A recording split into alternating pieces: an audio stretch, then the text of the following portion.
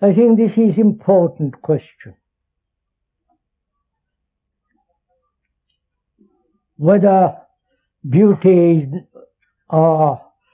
is in those things that man has created, painting, sculpture, poetry, literature, and the beauty of nature,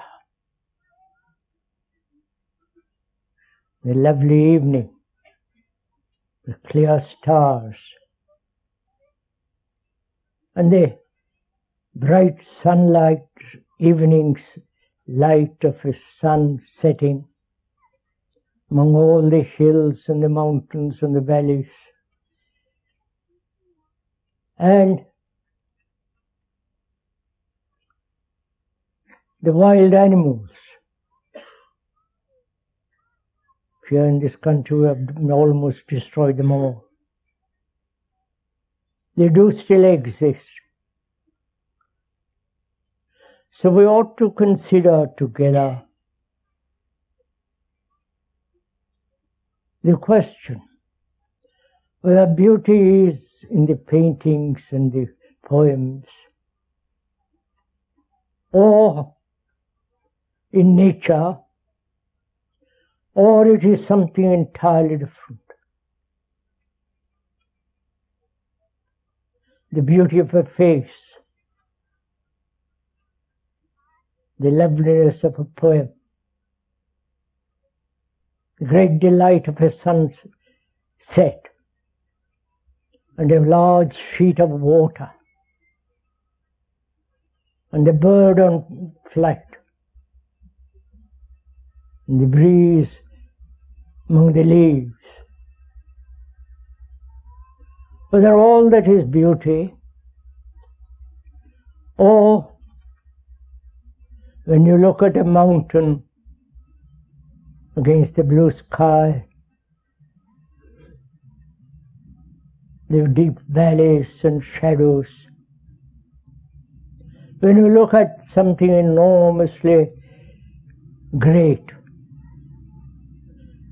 one's whole, all the problems that one has had are for this moment wiped away. And you are in front of that silent quiet.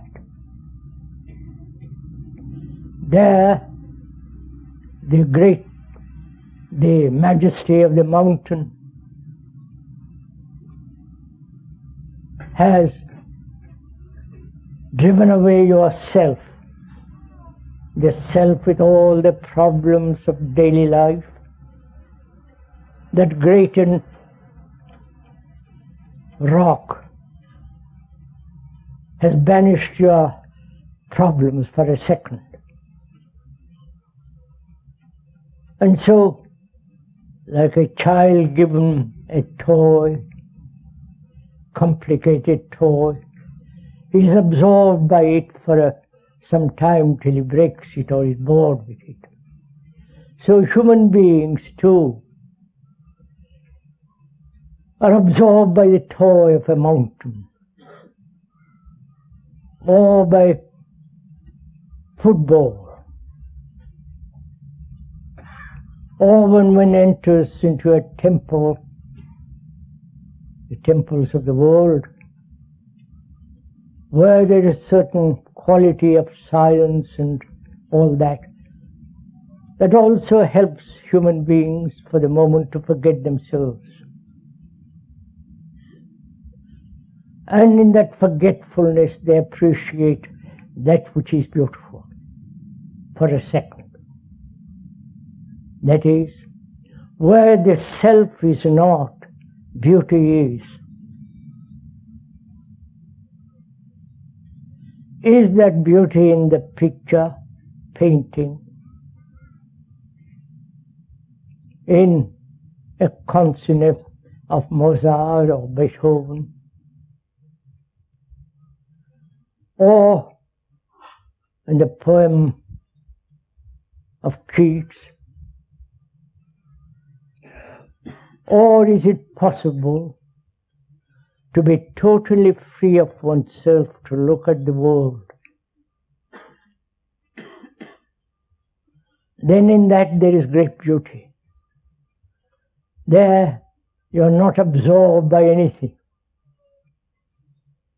Something doesn't take you over, or the very grandeur, the majesty of something drives away for a second the self.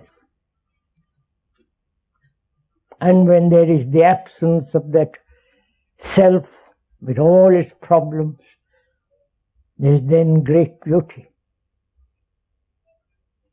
Not in something or externally